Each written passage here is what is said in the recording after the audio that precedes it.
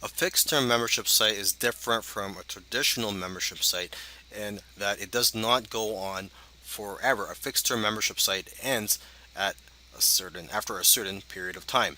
So for example, you could have a fixed term membership site for about 6 months or even a year. Members would get content, let's say every month, and then after a year the content ends, and then they can be considered permanent members.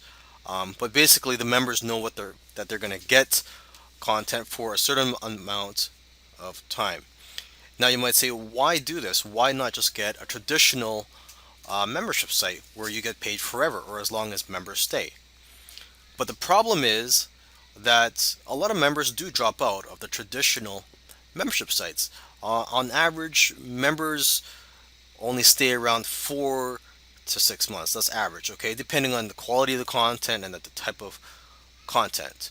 Okay, my traditional membership site, I've got members that have been there for years, so I'm getting paid every month from them for years. So don't think that just because I said on average they stay for 4 to 6 months means that they're going to drop out after 4 to 6 months. Okay. Um, Now the thing about fixed term membership sites, the benefit of that is members are more likely to stay because they want to um, basically get what they agreed, well, what they believe they're going to get.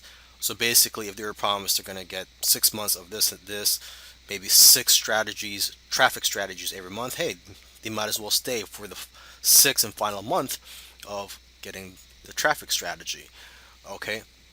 Now, having a fixed term membership site, it may not be as profitable as a traditional membership site, but it is more profitable than selling a regular product where you just sell something for once. Okay, so at least you're going to be getting, let's say, if it's a fixed term membership site for 6 months or a year, at least you're getting 12 months payments of, say, $10 or $47 per month.